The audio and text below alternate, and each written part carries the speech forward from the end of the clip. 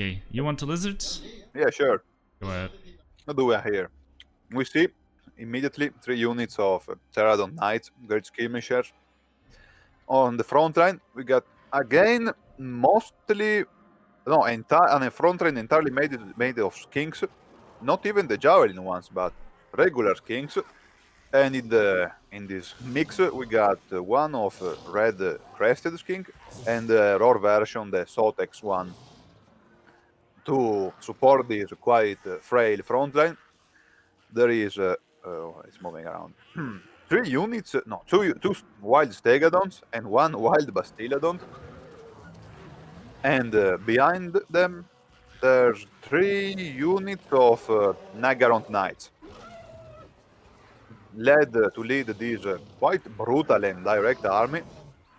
We have no one but else but the great white lizard Nakai and a lot of Manticore Kings.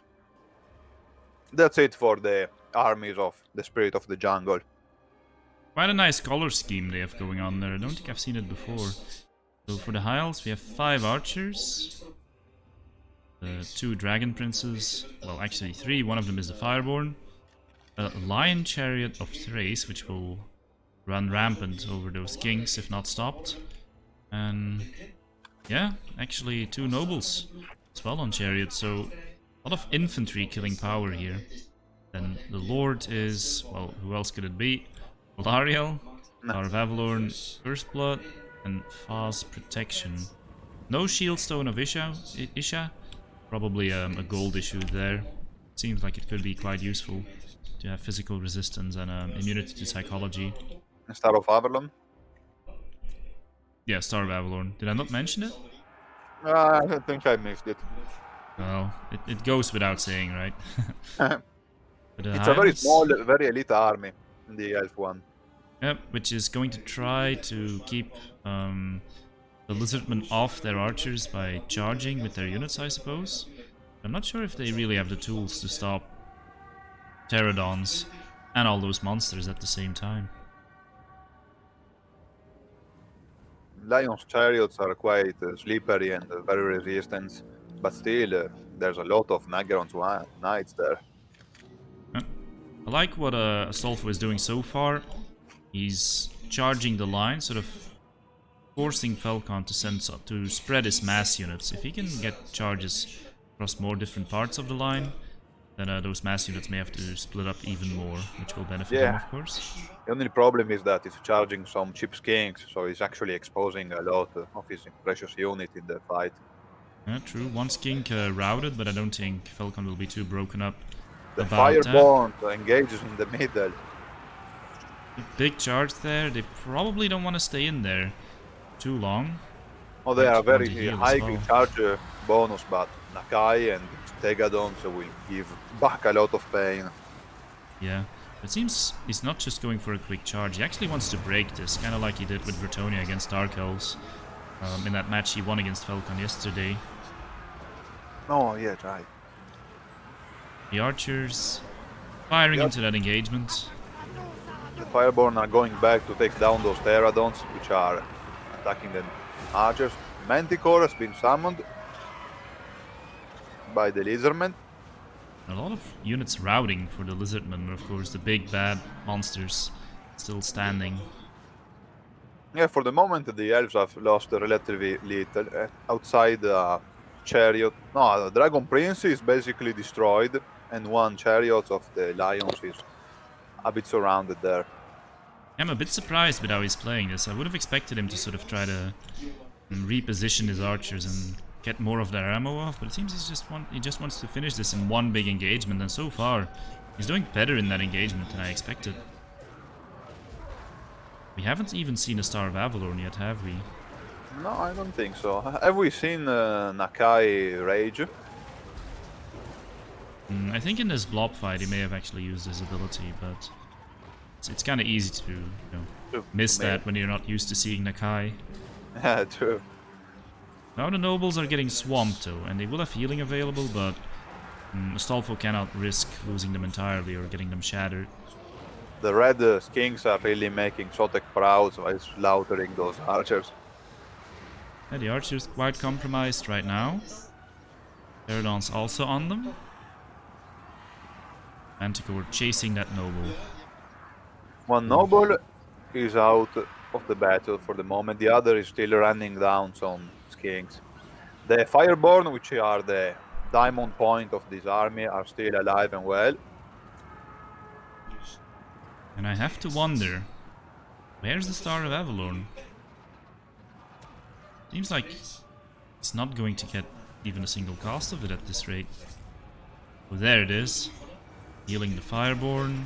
And the chariots. Healing the chariots. Noble probably wants to get in there as well. The High Elves seems to be in trouble. Their line is compromised and their archers are being striken down by the skinks. Yeah, it's very tough to deal with this sort of lizardman blob when you don't have firepower to do it, but let's see what he can do. If he can drag it out, there's still going to be another star. And there's no healing for the lizardman. Gotta keep that in mind. Lion Chariot getting chunked. Big Flock of Doom there, hitting pretty much the whole High Elf army.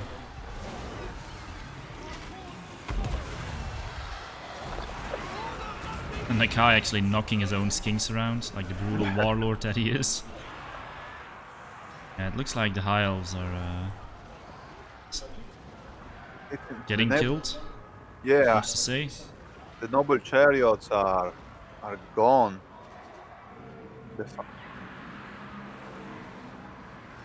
Yep, the remainder of the army is getting killed. Even the Fireborn are running away in fear. Yeah.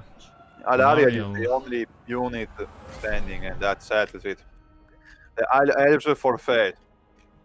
Yeah, I think with the archers that he had there, he might have wanted to stall the main engagement a little bit longer. It was of course a very mobile army, so he wasn't going to be able to kite for very long, but I think yeah, he took that big fight that it was pretty obvious that he wasn't going to win it, right? He took it very quickly. Also, a lot of his army was anti-infantry, and while there were quite a few infantry units, but there weren't that many points into infantry. The archers especially proved that they weren't effective because they were just shooting at shielded cheap skinks. Yeah, that too, and they don't have the greatest armor-piercing values. Also, yeah, I would have expected more healing, maybe a Star of Avalon in that first big engagement. Didn't happen, we only ended up seeing one star. Oh, Stegadons might really be a underappreciated unit. This far they've been acting with very good efficiency. Yeah, they're not too expensive because they're feral.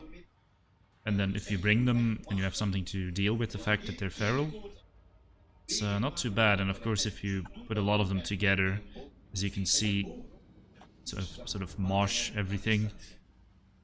Especially with Nakai there as well, it's a lot of single entities smashing together, but yeah, at that stage you probably want more range damage instead of going up melee against them. It's hard to say how effective Nakai was in that huge blob. So our second map will be Cliff of Beasts.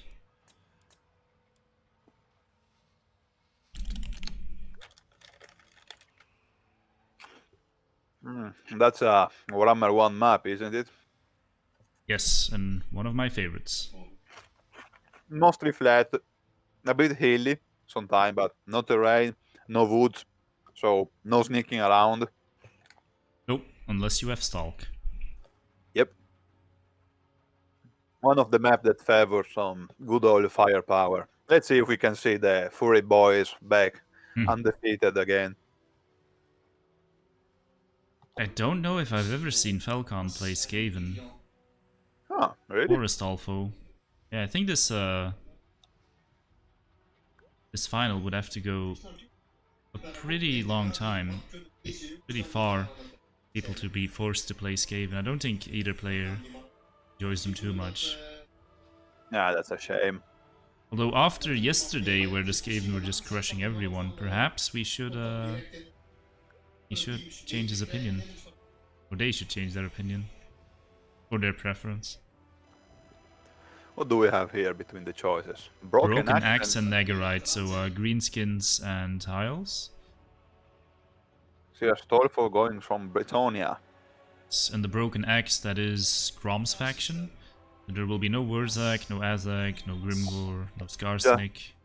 Just the Fett himself. Most likely, there are some generic lords that you could potentially take. The Goblin on his Spider isn't too bad. The Goblin on the Squig isn't too bad. I don't think we'll see an Orc boss. I'm really hoping for Grom. You just can't pass on that absolute unit. Yeah, let's hope we see him. Always a party. He's become my favorite lord in the Greenskin roster. It's just too fun running around everything and eating and being, in general, a fat bastard. Yeah, I know, right? And he's so effective as well. Yeah, he's a chariot lord, but its buffs are incredibly useful. They're not, on paper, stupidly strong, but they're fun to use. Yeah, I think what makes him better than I expected him to be is that he's very fast. He has 84 speed. Yeah, that's a bit ridiculous. You got 3 wolves carrying around this large ass that is Grom, and they're going faster than a knight. It's weird. Well, if they just believe they can... Oh wait, the wolves are not greenskins. Well, maybe it's Grom's belief in himself. I thought that was a 40k exclusivity. Well, it's sort of present in fantasy as well. Because we have these pump wagons, right? And these little goblins, they can make them because they have Wa energies. Actually, they're not even goblins. Snotlings can make them because they have Wa energies flowing through them or something. Reminds me a lot of the orc tech priests. No, not tech priests. Mech boys. Or the weird boys. No, the mech boys, yeah. Yeah.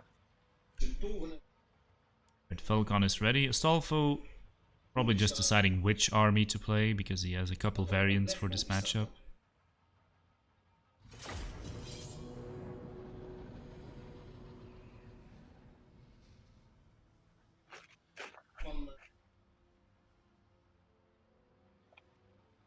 Boy, I can't wait to see what composition is the Bretonian bringing. Are you betting on the Fae or Luen? Well, I'm thinking we may see a Green Knight. Against the Greenskin, you say? The Terror is useful, but it's quite expensive. Yeah, it's quite expensive, but if you expect Grom, you want something to be able to stop him and kill him. I mean, the Green Knight isn't the only one who can do it. Arguably, Flying Lord is even better at it. And maybe we'll actually see a Flying Lord, because the chance of fermented fungi is much lower.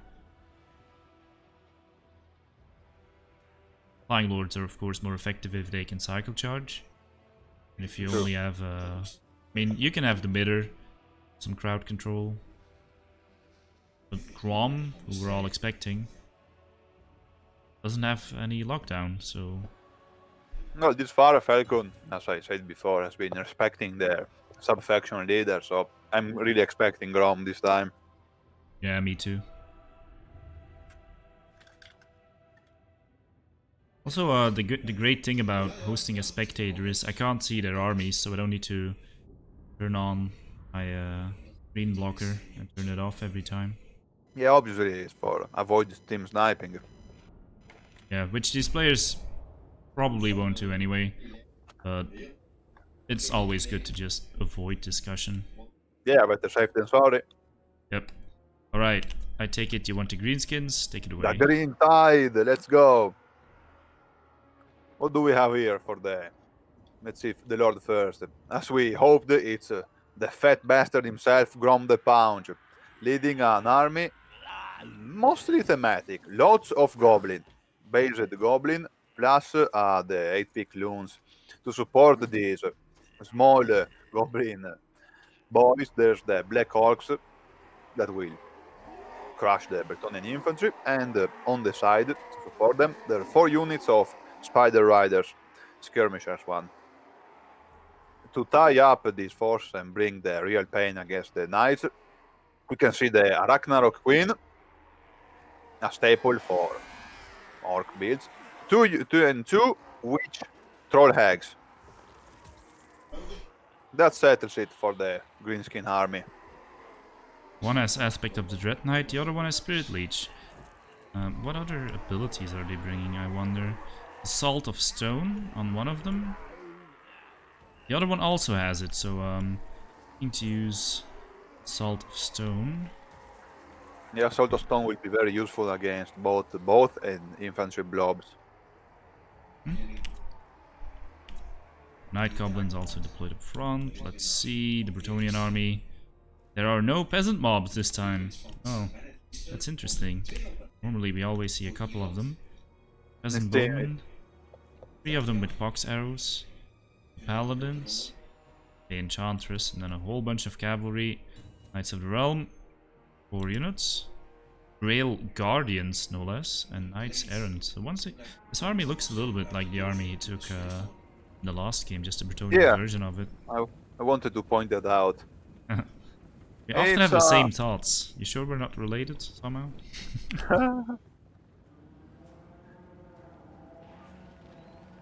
Okay. Archers firing, but Felkon knows how to dodge those volleys. A bit of damage on the spiders, but nothing too important. Nope. It's all about the... Oh, we can see the first Spirit Leech on the Fae. Spirit Leech's not going to be too effective on her because she does have 60% magic resistance. Yeah, with the unicorn is incredible how high that is. Yeah, so only Grom is still going for that. 200 damage. Grom gets charged by a paladin. So you Changes attack his mind. with... Alright then. Ooh, the Fae is immediately attacked by the 3 of them. She has to be careful. The Ragnarok Queen going for the Paladins to block them with spiders. Oh no. Hey, the Mither. I think she's dead. Whoa, immediately terror rooted. Yeah, just got between too many units, but she might route in the right direction. I think she may get out. She's kind of getting pushed here. Another Spirit Leech comes in though. Knights have to save her. Yeah, Grom shouldn't be able to get past them. Knights saved her, but that's a lot of unnecessary damage on the Fae already. Yeah, the Fae is back, but she's already... Oh, she's routed! Oh. The Knights were there one moment. How did they suddenly push through? I thought, okay, she's good, and now she's routing. Oh my god. She's gonna get back eventually, but still, a lot of damage. The Knights are trying to get those annoying Spider Riders. Astolfo doing pretty well with the archers. Is going on the Knights of the Realm. They trying to dodge, but it's gonna hit. Luckily for them, the stone didn't hit them very good, but it was still some damage. And the Bretonnian can't afford it now. Yeah, despite all that damage on the Fae, it's not looking too bad. Archers are firing, only 1 unit is occupied. The cavalry is doing its job. Yeah, except 2 units, the cavalry is still kicking. Paladins are dying though, and that's a tough loss. I think you want those to take out Bull Hag, Ragnarok Queen.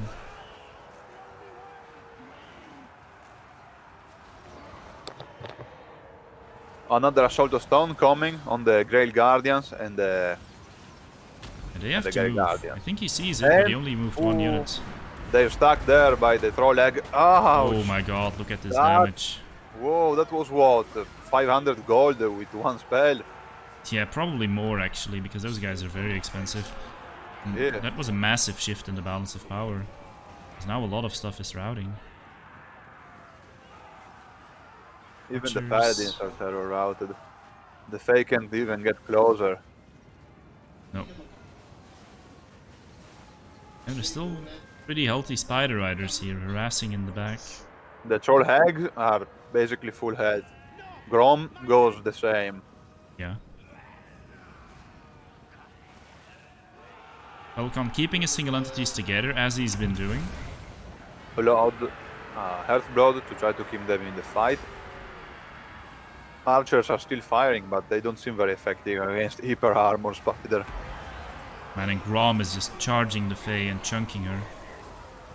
And that's it, she's gonna She's be dinner dead. tonight. And she's dead. Rip the Fae Enchantress. Grom looms over her corpse. Just a moment to enjoy his prey.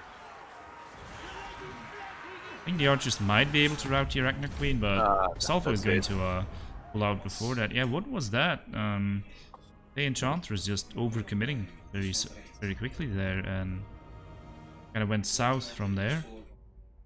Yeah, the highlights of this game were surely the Fae getting too close in the first moments, and then the assault of stone. That was brutal. Yeah. Cliff says this ability is really lame to have on a character. Yeah, coupled with the mitter, the fact that it's on the same character as a mitter, or a character that has mitter, makes it very strong because you can mitter the unit, and then shoot it with the poison unit, and then it can barely move. Even if you try to micro it, it probably has like 4 speed and it can't get away on time, and that was insane damage. And if it's like a unit of Knights of the Realm getting killed, it's maybe not as bad, but if it's Grail Guardians getting killed, yeah, that's really bad. Yeah, I agree on the opinion that the assault of stone is too strong on the hag. Paired with Mitre, you don't have a chance to dodge that. And the lore of death is already strong as it is, so it's really an ugly combination of strong trait and a strong item. Yeah, Felkon taking the lead here.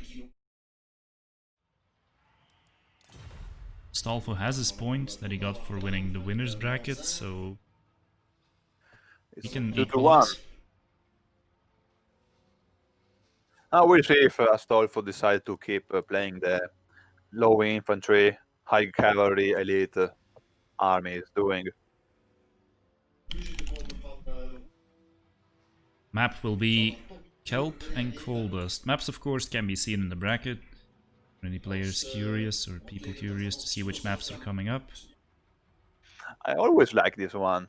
It's a small map with the rock on the sides, which make the armies more about to clash in the middle instead of just watching each other. And the woods helps a lot with hiding some precious units.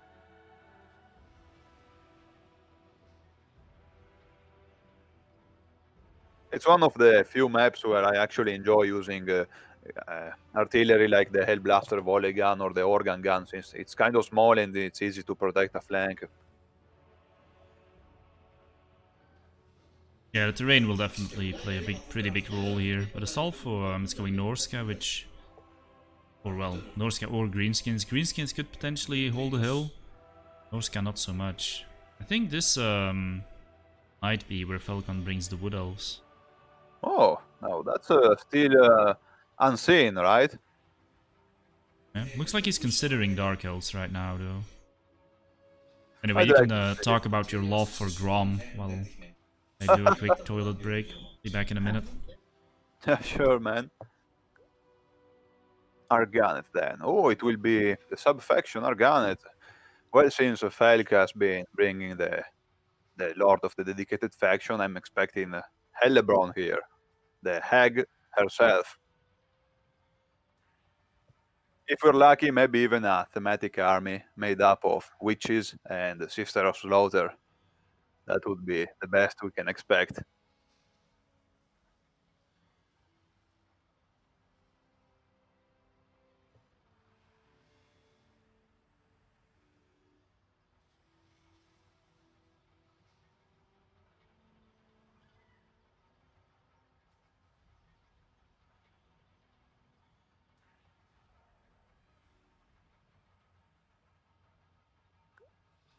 Oh, so that's it. It seems Astolfo decided to do a head-on approach. We can expect a brutal fight here. The Greenskin, usually, most of the time, have the lead against the frail Dark Elves, but the Dark Elves can still play a violent, vicious hand on the sides thanks to their superior cavalry, or at least superior magic-supported cavalry.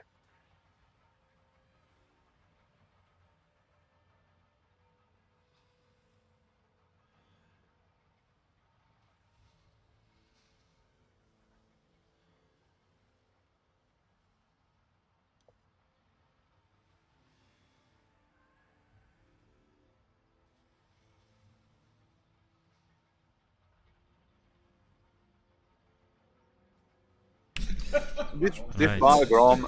Oh, welcome back, Vikings. Yes. Yeah, go on with your story. This far, Grom has been the biggest pick of the greenskin for the lore department. Actually, I don't think we've seen even Skarsnik yet. Guys, there is no double mither. There is a rule that prevents it. You can't have the same ability that causes slow twice. On a lord, well, on lords up for resource you can't, because you can only bring one lord. But you can't have it on your leadership units twice. So only one of the hags had mither.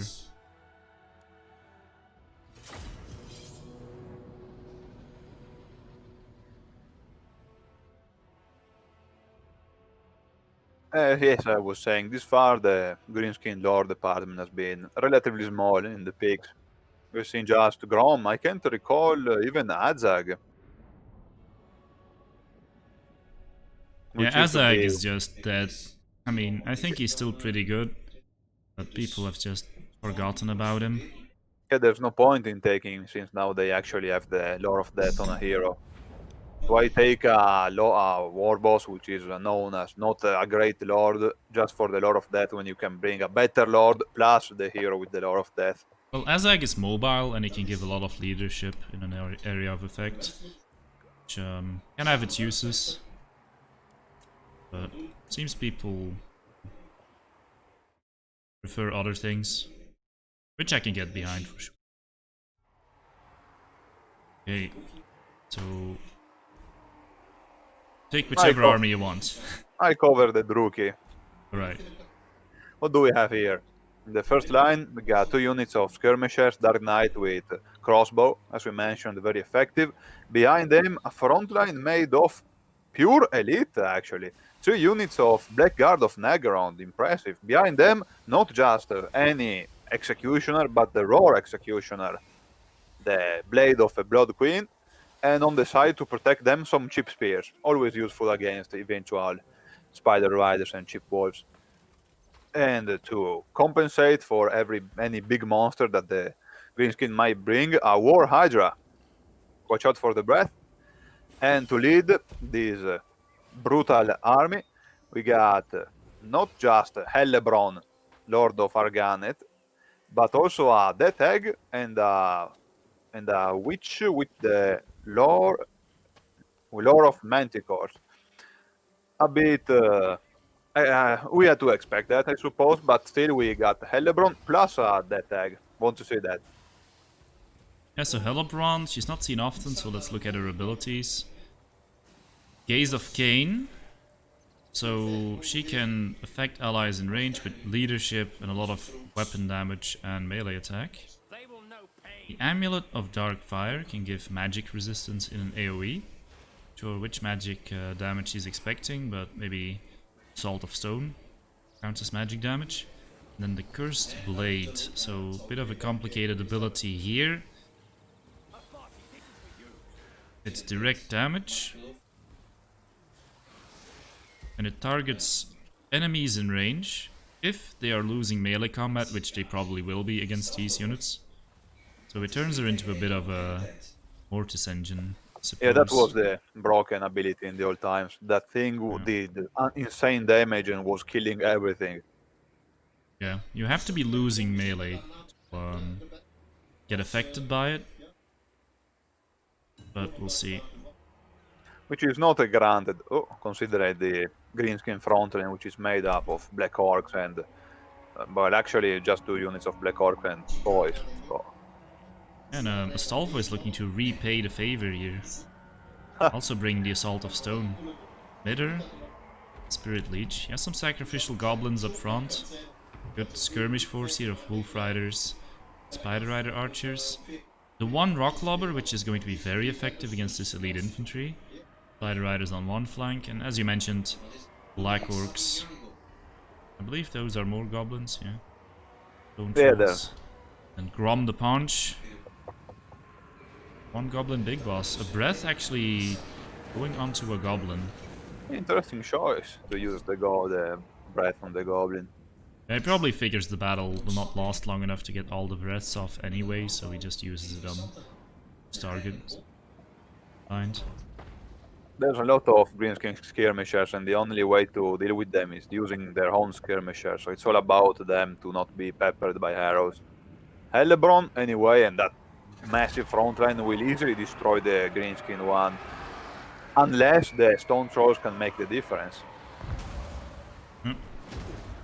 Spirit Leech is coming down. Hellebron, of course, has no way to heal herself, so I think, especially with this Rock Clobber firing away, it's in Astolfo's best interest to keep stalling for time a little bit, but the Manticore is headed for his Rock Clobber. Oh, they really want to destroy the line immediately and get on the side.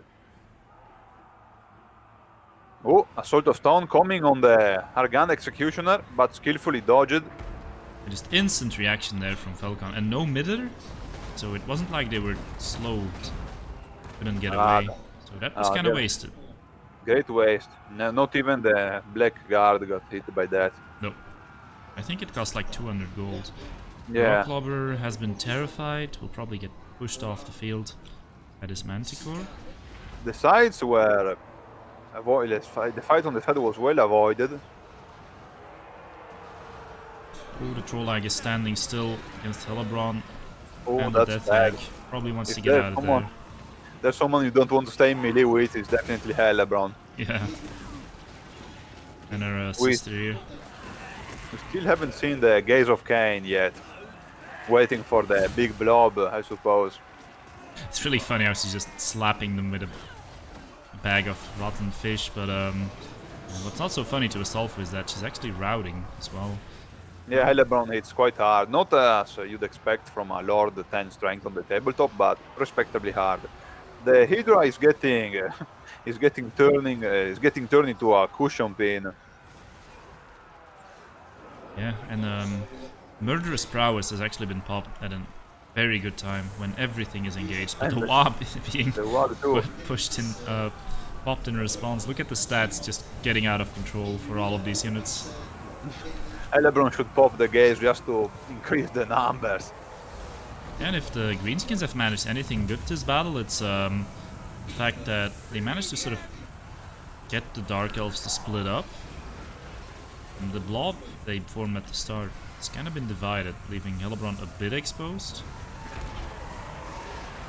Another Gaze of Cain has been used, but the problem is the front line won't last long. In fact, it just crashed under the weight of the Stone Trolls.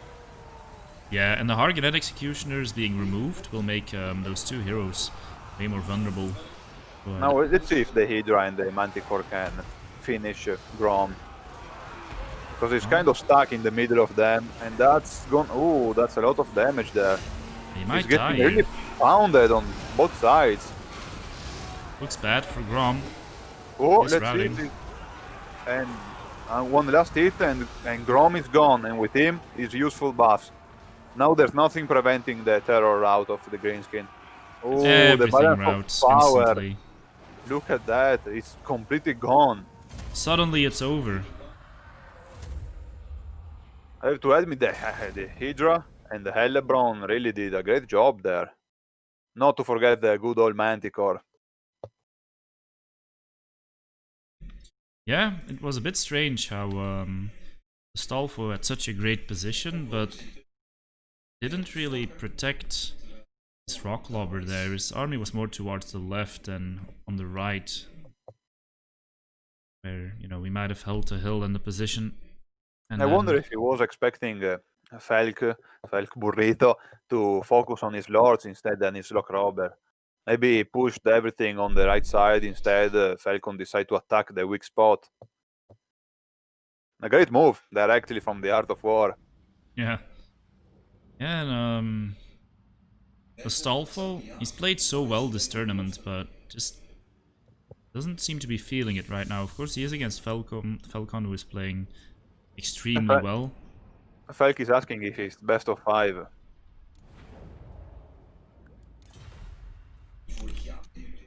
Best of 7. Alright, what were you saying? So, that he's making some mistakes that are a bit uncharacteristic. Oh, Astolfo.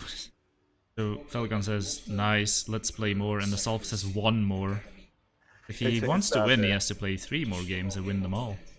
I think Astolfo is getting a bit demoralized by the strings of the fate right now.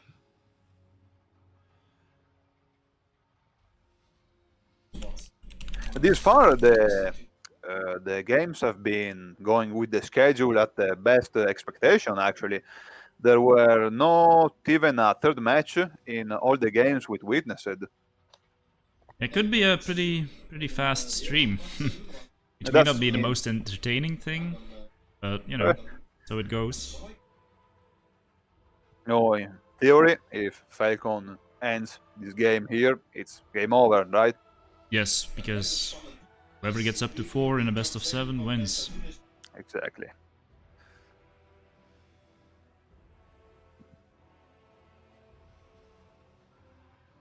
It's Felkon's pick.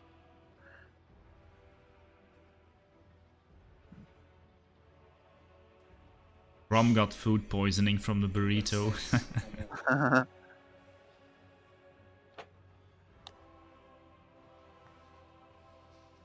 Well, Astolfo started off with an advantage, of course, but As it seems, Felkon doesn't really care and is smashing the opposition right now. yeah, what I wanted to say was that Assault of Stone could have been so good if he just used the emitter. That's all he had to do, and apply a little bit of poison, and then even with Felkon's, you know, lightning speed reactions, he would have been able to crush that unit. Yeah, destroying immediately the Arganet Executioner would have been a great moment for the Greenskin. Alright, so we're getting Arguillon and Middenland. Middenland is typed in all caps, so I think Felkon... No, he's switching to Arguillon.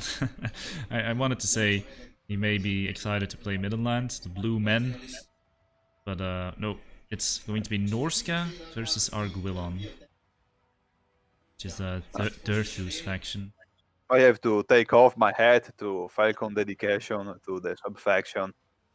It's really heartwarming seeing all the sub-faction played one after the other. Yeah. I mean, at least with Arguillon, not that much changes. You just don't have access to Orion, which I think you wouldn't be using anyway. Yeah, I mean, after Durthu, no, Durthu we saw sometimes in the tournament. Orion, I can't say the same.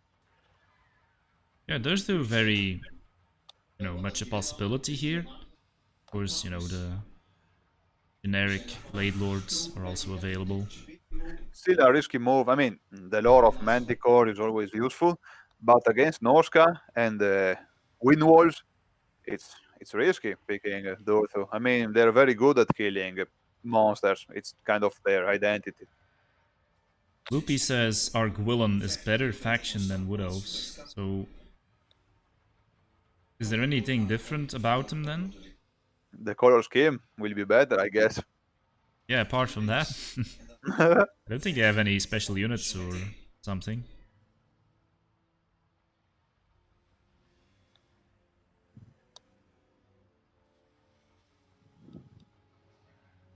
You cannot click on Orion by mistake. Fair point. You don't get tempted to pick Orion. Mel Gibson, no! Oh, come on, guys. Orion I'm isn't that terrible. I'm expecting a Gringor tier rework with the DLC. Well, against Norska would be pretty terrible, but I've seen him get used successfully sometimes. Alright, let's go. Potentially the last game. And yeah, what would have been a very quick stream, actually. I think we only started like 2 hours and 10 minutes ago. Let's see if Astolfo can fight back Norska. I'm expecting a usual kiting army with the Wood Elves against Norska. They can't really expect to win the melee fight, so they have to shoot them from afar.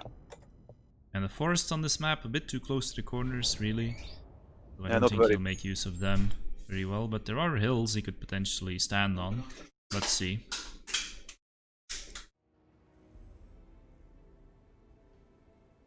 Astolfo 4-3 bet, says Rolly Polly.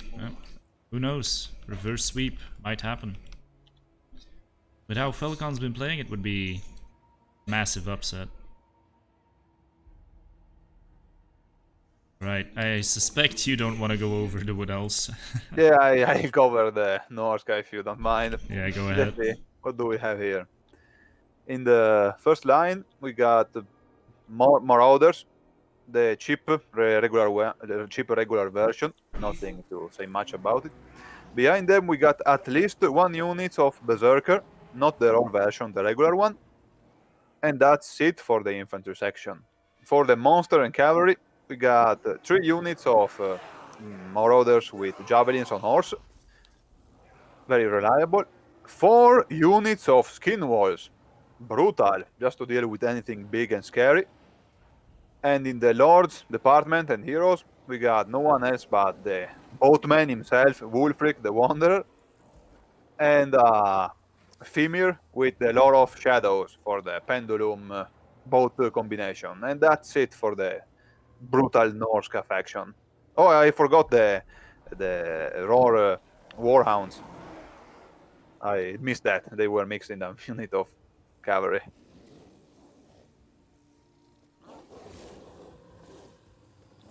Being quite nice here, the Beast of Tashnar. Okay, so the Wood Elves. The other side, Deepwood Scouts. No less than 5 Dryads. Throw the Thorn. Wild Riders, and we have the man himself, Durthu. Also a branch raid, Pendulum, and Earthblood. Also Call of the Woods, give that melee buff. And yeah, well, actually, for once we see a Beastcaster that doesn't have the Manticore summon. What do you think about that?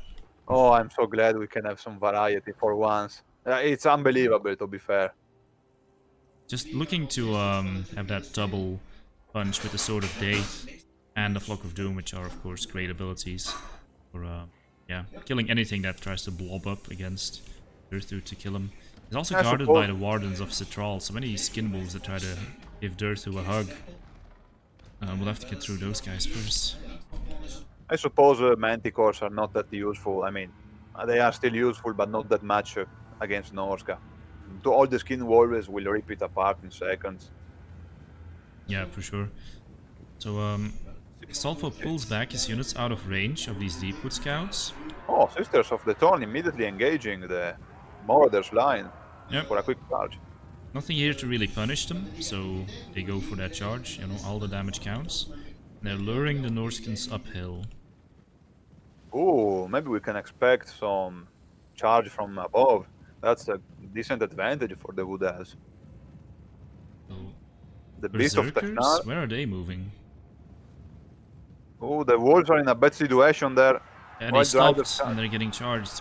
There is a reaction, but that was some unnecessary damage. And they are countercharging back in. On the other side, the skin wolves are engaging the Wild Riders and the Dryads. One skin wolves going directly for Durthu. Right in the middle of the formation. That boat not doing too much. On the side, some of the Marauder horsemen caught up against the Dryads. Pendulum going on the archers. Good reaction from Felkon. Dodging that. And yeah, I'm worried about Astolfo because he's forgetting a 750 gold Marauder in the back here. I mean, Berserker. Skin wolves charging back and forth with the Wild Riders, hunting them. Skin wolves are already on the run. 2 of them have lost more than half their HP. And what's that? Another pendulum going on the Norscan line, and the Marauders are basically destroyed by that. Wulfric taking a lot of damage from everything that's surrounding him. Oh, that blob fight ended very badly for Norska. Oh. Oh well, Rolly Polly, unfortunately your prediction did not come true. That was a very quick game. Yeah, but quite anticlimactic. Yeah, kind of. I mean, it's still nice to see just how good Felkon can be if he plays at his highest level, which I think he was doing, despite the sub-factions he was picking. He was very crisp in his execution. And yeah, we have a winner. Winner of the Steel Championship too.